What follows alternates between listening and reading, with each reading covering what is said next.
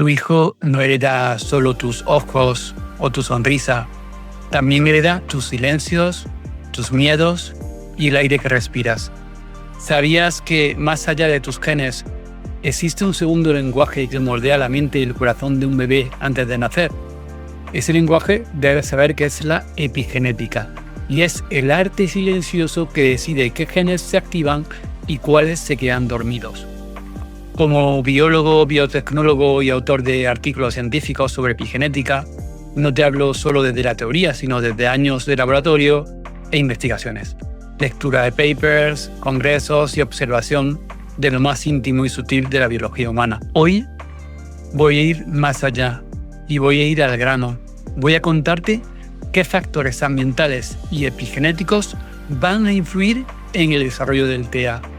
Desde la nutrición y los aditivos de los alimentos, el estrés, la contaminación, los tóxicos invisibles, ciertas situaciones como la muerte de un familiar durante el embarazo.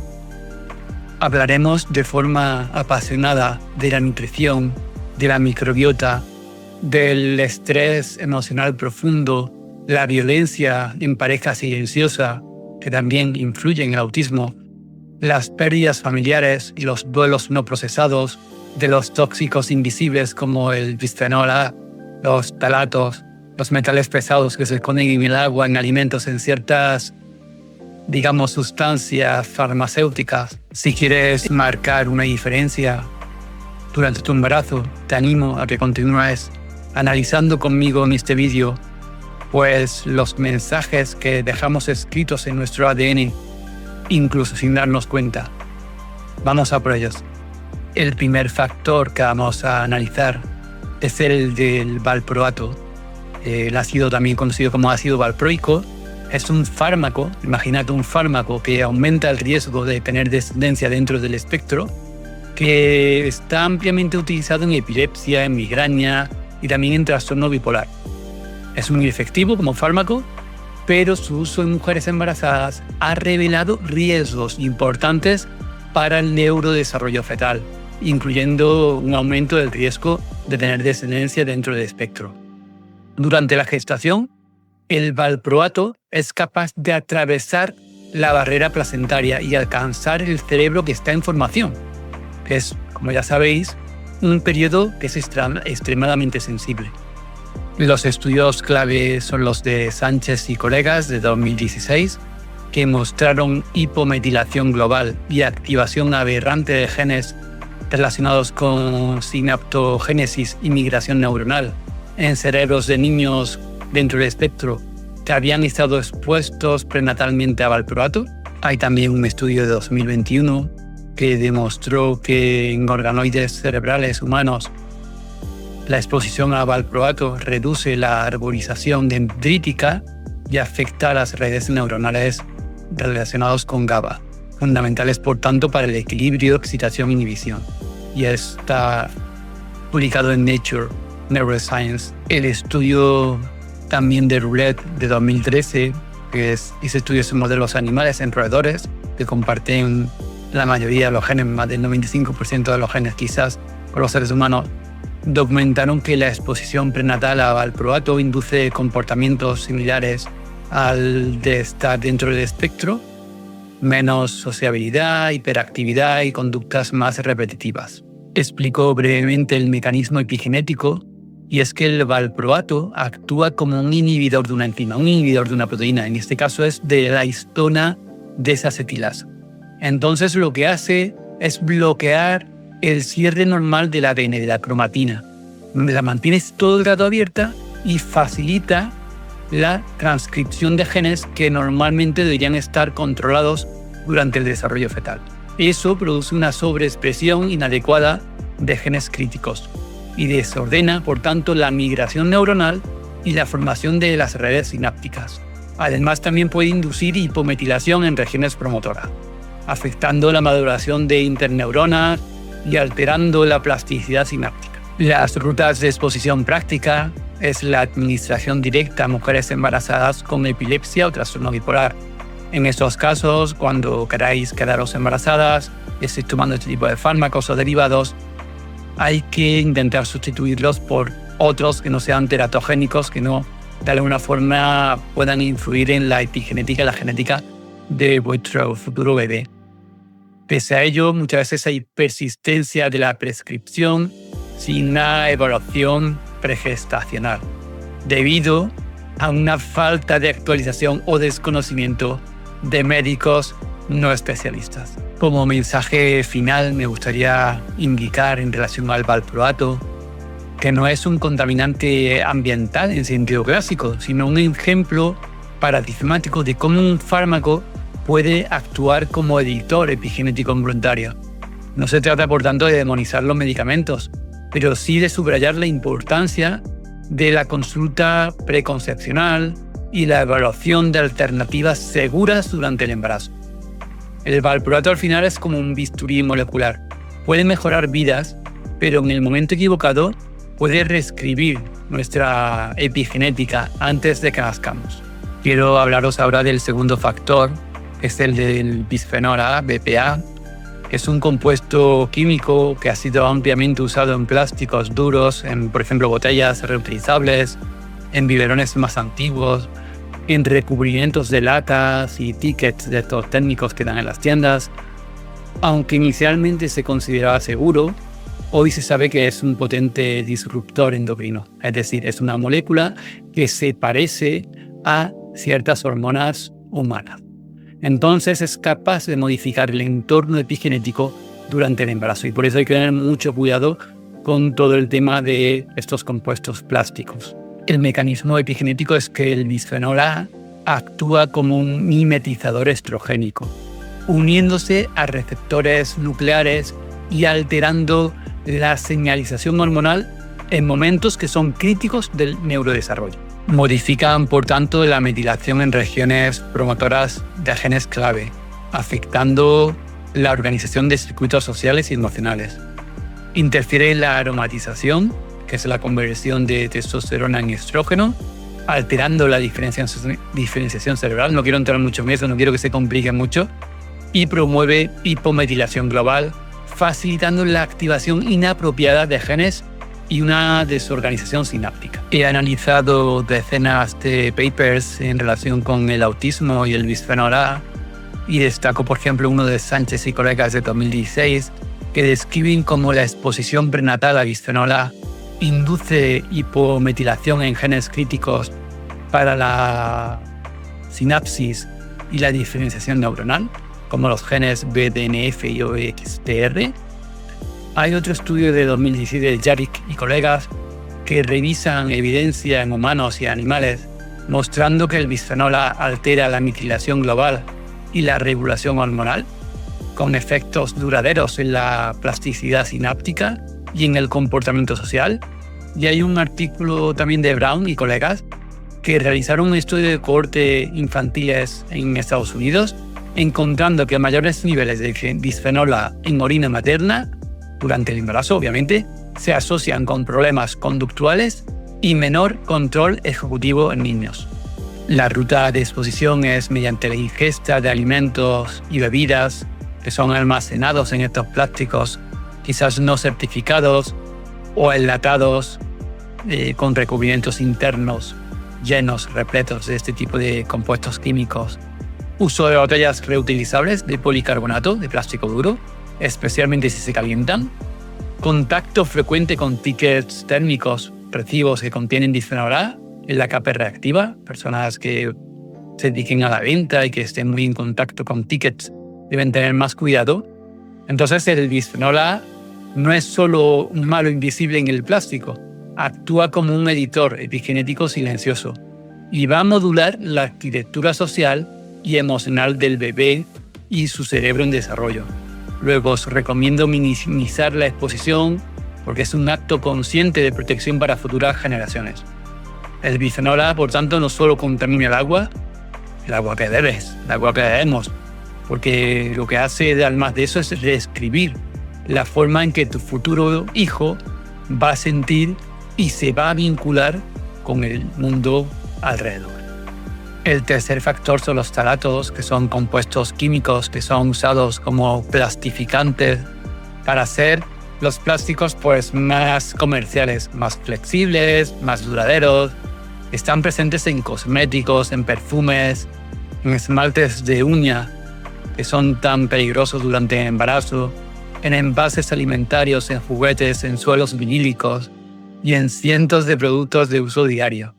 Actúan, al igual que el bisfenol A, como un disruptor endocrino, es decir, lo que hemos dicho antes, moléculas que se parecen a nuestras hormonas e interfieren en el sistema hormonal porque nuestro cuerpo no es capaz de diferenciar que son compuestos químicos externos y creen que es hormonas propias. Los estudios clave que he encontrado son, por ejemplo, uno de Casper y Sonnenberg, que encontraron que niveles elevados de metabolitos de talatos en orina materna se asocian con problemas de desarrollo socioemocional en niños pequeños.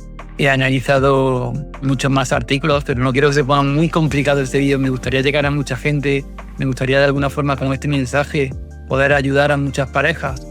Y por eso no quiero que se complique mucho, pero por poner otro ejemplo, hay un artículo de We Had de 2012 que es un estudio de corte en Nueva York que relacionó altas concentraciones de metabolitos de este químico en el embarazo con menor desarrollo motor y cognitivo en niños de 3 años. Básicamente el mecanismo es que modifican la expresión de genes relacionados con la socialización y la regulación emocional, actúan como agonistas parciales o antagonistas de receptores hormonales, alterando la programación endocrina fetal y promueven un ambiente epigenético que favorece circuitos menos flexibles y más rígidos, lo que puede relacionarse con los rasgos de niños y niñas que están dentro del espectro autista. La ruta de exposición práctica es la de cosméticos y perfumes etiquetados como fragancia, las cremas, lociones, esmaltes de uña y sprays corporales, envases flexibles de alimentos, suelos de vinilo, juguetes y plásticos blandos. La verdad es que estamos muy expuestos a compuestos químicos que están en contacto con nuestra piel durante todo el día. El otro día estaba yo, por ejemplo, bajando del gimnasio y había una señora que estaba limpiando y estaba con un spray, limpiando con el típico spray y claro, puedo parecer repelente, puedo parecer, no sé, friki, pero me paré a decirle que era peligroso lo que estaba haciendo porque realmente está demostrado, leí un artículo hace poco, que utilizar ese tipo de sprays en la limpieza equivale a fumar como 15 o 20 cigarrillos. Es muy dañino, es muy peligroso. Así que, un poco off topic, pero os aconsejo que dejéis de utilizar ese tipo de sprays químicos para limpiar. Por lo tanto, un poco como conclusión, por favor, revisad las etiquetas, elegir productos que no tengan estos químicos, que no es una moda ecológica. Yo creo que es un poco proteger nuestro cuerpo. Realmente nosotros no somos nuestro cuerpo, pero si queremos o deseamos tener una vida lo más plena posible, no se puede hacer sin salud. Así que por favor, cuidaos y revisar los químicos que ponéis en vuestro templo, que es vuestro cuerpo. Es importante también hablar de metales pesados, metales como el plomo, como el mercurio, el arsénico, que están presentes en el ambiente, en la comida y pueden acumularse en el organismo. De hecho, se acumulan durante la gestación. Incluso exposiciones consideradas bajas pueden alterar la formación cerebral y contribuir al riesgo de tener descendencia dentro del espectro autista. Voy a explicar un poco el mecanismo de actuación para que entendáis por qué los metales pesados influyen en el desarrollo, digamos, neurocerebral de los bebés. Los metales pesados alteran la homeostasis de oligoelementos esenciales como el zinc, el cobre, que son fundamentales para el equilibrio sináptico y también antioxidante. Inducen, por tanto, estrés oxidativo crónico que puede modificar la metilación del ADN y la acetilación de histonas. Ahí tenemos la regulación epigenética, afectando, por tanto, la expresión de genes claves para la plasticidad cerebral. También reprograman de alguna forma el eje hipotálamo pituitario adrenal, predisponiendo a respuestas atípicas al estrés y a dificultades en la regulación emocional y también social, que están muy presentes en el espectro autista. La ruta de exposición práctica es mediante la ingesta de pescados grandes, como el atún rojo, pez espada, tan comunes ahora en la comida que está tan de moda japonesa, mariscos contaminados, tan contaminados de mercurio, inhalación o ingestión de polvo en viviendas antiguas, con pinturas a base de plomo, viviendas muy antiguas, consumo de agua subterránea contaminada con arsénico, y eso es más común de lo que parece, y productos farmacéuticos con compuestos metálicos, que sabemos que hay varios que tienen aluminio y otros compuestos. Por tanto, mi recomendación es que elijas pescados bajos en mercurio, sardinas, salmón salvaje, porque si no con los piensos que tienen también no creéis que son tan sanos como dicen. Verificar viviendas antiguas y revisar la calidad del agua. Como una estrategia de protección poderosa, utilizar filtros o utilizar un agua de calidad.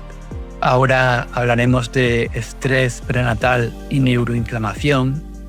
El embarazo, como sabéis, no solo es una etapa de desarrollo físico para el feto, sino también un periodo donde el ambiente emocional y biológico de la madre esculpe de alguna forma el cerebro en formación. El estrés psicológico intenso o las infecciones severas pueden activar respuestas inmunes que a través de mediadores inflamatorios y hormonas alteran el neurodesarrollo y aumentan la probabilidad de tener descendencia dentro del espectro. He analizado numerosos papers, como uno de McAllister de 2016, que revisó decenas de estudios y demostró que la activación inmune materna, MIA, provocada por infecciones virales o bacterianas, eleva niveles de citoquinas, es la IL-6 y IL-7. Estas moléculas atraviesan la placenta y alteran de alguna forma el desarrollo embrionario, interfiriendo con la poda sináptica y la maduración de circuitos sociales. Hay otro artículo de Brown de 2014, que es un estudio poblacional de más de 1 millón de nacimientos en Finlandia, y encontraron que mujeres con infecciones severas, por ejemplo, gripe complicada, infecciones urinarias graves, en el segundo trimestre presentaban mayor probabilidad de tener hijos dentro del espectro autista. Por lo que no quiero alarmar, pero realmente si estás embarazada hay que controlar mucho ese tema de las infecciones y no sé, si estás, por ejemplo, trabajando de profesora o de enfermera, pues no es el mejor lugar en el que estar porque vas a estar muy, digamos, relacionada con, en un caso, si eres profesora, con alumnos, con cientos de alumnos que ya sabemos que se ponen malos, tal, y es muy fácil infectarte, o si estás trabajando de sanitaria, pues también estás en un lugar de riesgo y no es todo tan inocuo como dicen, ya se está viendo y por favor cuídate. Hay otro estudio de Stevens y colegas de 2019 que analizaron la relación entre estrés psicológico crónico, es decir, ansiedad persistente, estrés relacionado con factores socioeconómicos y también violencia doméstica y el neurodesarrollo. Observaron que el aumento sostenido de cortisol altera la metilación de genes implicados en el gen hipotálamo pituitaria adrenal, y eso afecta la regulación emocional y social del futuro bebé. Si estás embarazada y estás en este caso, por favor, te ruego que te cuides. Prioriza el apoyo emocional, redes familiares, grupos de apoyo, amigos, acompañamiento profesional si lo necesitas. Debes dormir lo suficiente y practicar técnicas de manejo de estrés, el yoga adaptado al embarazo, la meditación, y también hablar abiertamente con el entorno y buscar ayuda si hay situaciones de violencia o tensión intensa. Y no es que ya lo hagas por ti, lo haces por tu futuro bebé. Así que, por favor, ánimo y hacer lo que tienes que hacer. Hemos hablado anteriormente del sueño, pero quiero explicarlo en un punto aparte porque es muy importante. Y es que el sueño y los ritmos circadianos durante el embarazo no solo van a impactar la salud general de la madre, sino que son esenciales para el futuro o para el desarrollo cerebral del feto que se está llevando a cabo. La disrupción crónica del sueño o la alteración de ciclos hormonales, por ejemplo, por falta de melatonina o por aumento de cortisol, pueden modular la programación epigenética y aumentar la vulnerabilidad a rasgos asociados al TEA.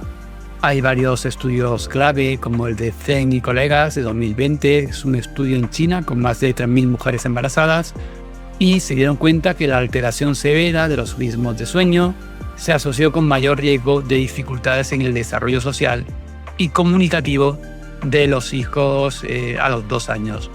Y eso está relacionado potencialmente como precursor de TEA. Otro ejemplo es el del estudio de Alepoto y colegas de 2021. Es una revisión que describe el papel de la melatonina materna como regulador neuroprotector. Señala que niveles bajos o ritmos alterados, diríamos, pueden afectar la migración neuronal y la plasticidad sináptica fetal. Otro estudio de 2022 de Ku y colegas estudiaron cómo en modelos animales, se demuestra que las interrupciones crónicas del ritmo luz-oscuridad inducen cambios en la metilación de genes relacionados con la conducta social de la descendencia. Rutas de exposición práctica, el trabajo en turnos nocturnos o cambios de horario constantes durante el embarazo. Es decir, si trabajáis a turnos, pues si estáis embarazadas, no es lo más recomendable para el desarrollo, digamos, embrionario, el desarrollo fetal apropiado. El insomnio crónico no tratado, la exposición excesiva a luz artificial por la noche. Por favor, dejad las pantallas, las luces intensas, el móvil, dejadlo unas horas antes de iros a la cama. Si estás embarazada, ya sé que cuesta, estamos todos muy enganchados al móvil, pero al final es que no lo haces por ti, lo haces por lo que vas a querer más en el mundo, que es tu hijo o tu hija. Así que sabes que lo vas a hacer, vas a dejar de utilizar esas pantallas.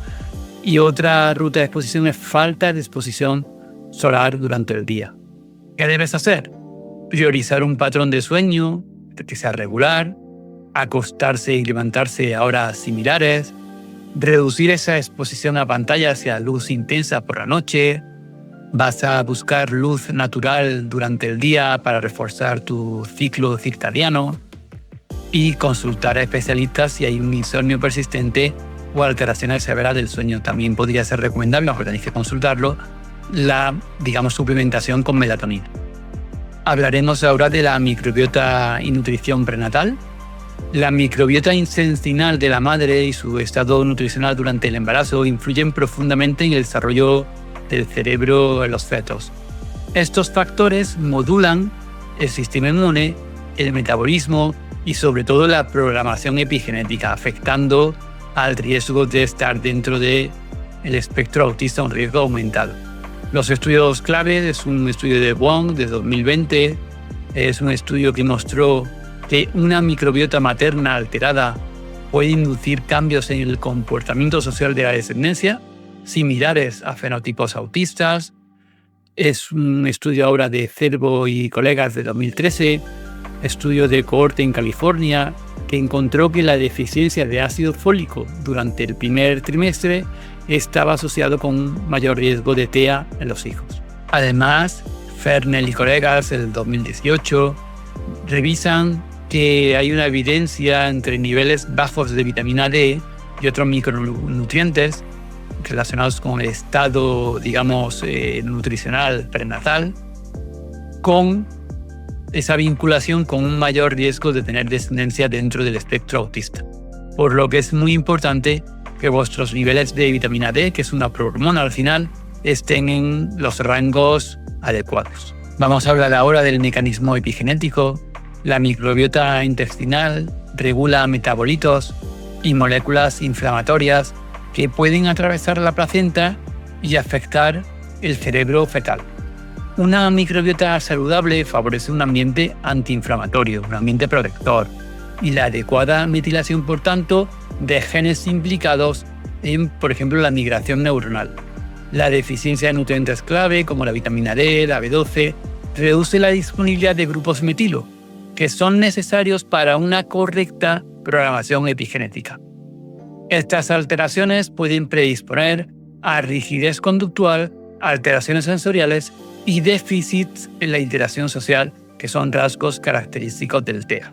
Las rutas de exposición práctica son una dieta pobre en frutas, verduras y alimentos frescos, con bajo aporte de vitaminas y minerales, una dieta alta en ultraprocesados y azúcares refinados que afectan al final a nuestra microbiota, y una falta de exposición solar relacionada con niveles bajos de vitamina D.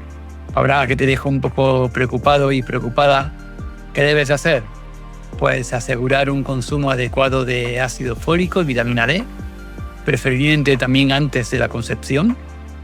Favorecer una dieta rica en fibras, en frutas, en verduras, alimentos fermentados naturales como yogur sin azúcar, kefir, chucrut, para mantener una microbiota equilibrada.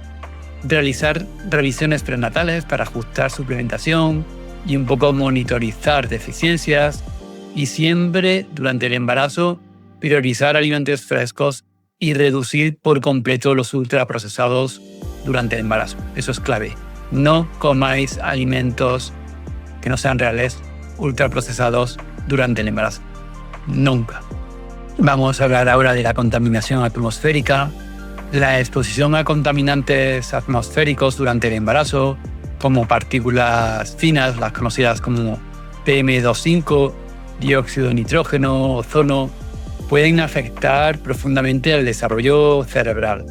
Estas partículas y gases atraviesan otra vez la barrera placentaria, modulan la expresión génica y pueden incrementar el riesgo de trastornos del espectro autista.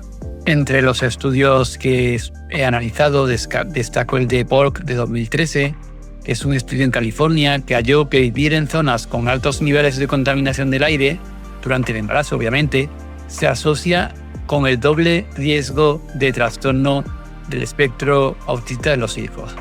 Hay una investigación también de RAS de 2015, una cohorte en Boston, que demostró que hay una asociación significativa entre la exposición a partículas PM2.5 en el tercer trimestre y mayor probabilidad de diagnóstico en TEA.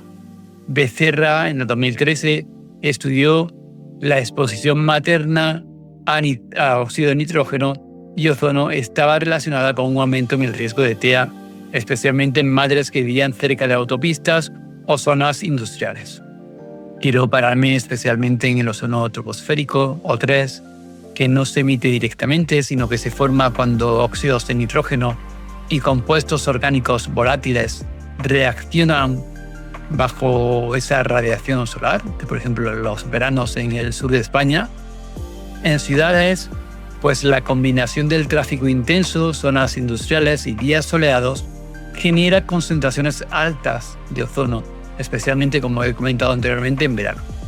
Las madres expuestas en ambientes urbanos muestran mayor riesgo de tener hijos dentro del espectro debido a la inflamación sistémica inducida y la alteración epigenética del neurodesarrollo. En zonas rurales, aunque las concentraciones suelen ser menores, el ozono puede desplazarse por estar cercana de grandes áreas metropolitanas o áreas industriales. Sin embargo, la menor densidad de tráfico y menos industrias reducen la generación local de precursores. Luego, las cosas que no recomiendo es vivir cerca de autopistas, grandes avenidas o zonas industriales, estar al aire libre durante picos de contaminación y en horas de máxima radiación solar, sobre todo en verano, y el ejercicio físico intenso en ambientes urbanos contaminados. Hay mapas y hay, aplicaciones en los que te pueden decir la calidad del aire al momento y es bueno poderlos consultar, sobre todo si estáis intentando quedaros embarazados o, por otra parte, si estás ya embarazada. Entonces debes evitar actividades al aire libre en días y horarios con alto índice de ozono. Generalmente suele ser a mediodía y primeras horas de la tarde. Mantener las ventanas cerradas en días de alta polución y usar purificadores de aire si es posible. Priorizar zonas verdes o menos transitadas para pasear. Y ventilar la casa temprano por la mañana o en la noche cuando los niveles de ozono son más bajos. Ahora explicaré cómo la exposición materna a violencia interpersonal aumenta el riesgo de TEA. El embarazo, como sabéis, es una etapa extremadamente sensible a factores psicosociales, la exposición a violencia interpersonal, como agresiones físicas o psicológicas, generan una cascada de respuestas hormonales y también inmunitarias en la madre que pueden alterar la programación epigenética y el desarrollo del cerebro fetal. Hay estudios que son clave, como el de Roberts de 2016, que estudió a 93.000 nacimientos en Estados Unidos y se encontró que las mujeres que habían sufrido violencia física grave antes o durante el embarazo tenían un 60% más de probabilidad de tener un hijo dentro del espectro autista, en comparación con mujeres no opuestas. La asociación fue particularmente fuerte cuando la violencia ocurrió en los 2 años previos al embarazo o durante el embarazo mismo. Esto es algo que he explicado en varios congresos en los que he asistido y la verdad es que es algo muy esclarecedor y sorprendente. ¿Qué debéis hacer? Pues fomentar entornos que sean seguros y redes de apoyo social y emocional durante el embarazo. En caso de violencia, busca ayuda inmediata, ayuda psicológica, ayuda social y ayuda legal. No lo hagas si no eres capaz de hacerlo por ti misma, pero hazlo por tu bebé, por tu futuro bebé. Incluir la evaluación de violencia interpersonal como parte de los controles prenatales rutinarios. Otro factor importante es el de eventos vitales adversos durante el embarazo, como divorcios, muerte de un familiar, un estrés severo. Durante la gestación, estos eventos traumáticos pueden desencadenar respuestas biológicas profundas en la madre. Estos eventos afectan no solo la salud mental de la gestante, sino también la programación epigenética y el neurodesarrollo fetal, aumentando el riesgo de TEA y alteraciones socioemocionales. Hay varios estudios clave en los que me he basado para esta afirmación, como RISE de 2021, que encontraron que el estrés percibido en el tercer trimestre se asoció con un aumento significativo en los rasgos autistas de los niños. Este efecto se observó incluso en niños nacidos mediante gestación subrogada, reforzando la importancia del ambiente intrauterino por encima del componente genético. Ray y colegas en Suecia e Inglaterra revelaron que las madres que experimentaron divorcio, muerte de un familiar cercano u otros estresores objetivos durante el embarazo, especialmente en el tercer trimestre, tenían mayor probabilidad de tener hijos con TEA. Este estudio destacó la ventana crítica final de la gestación como periodo de alta vulnerabilidad. Eso es clave. Ventana crítica final de la gestación, tercer trimestre. Gracias por estar aquí. Gracias por escuchar con el corazón abierto y con humildad. Gracias a mis alumnos y alumnas dentro del espectro, a las familias, a las personas en general que están dentro del espectro y a quienes dedican su vida a acompañarlas. Que esta investigación sea ante todo un puente de comprensión y de servicio. Nos vemos en el próximo vídeo. Muchísimas gracias.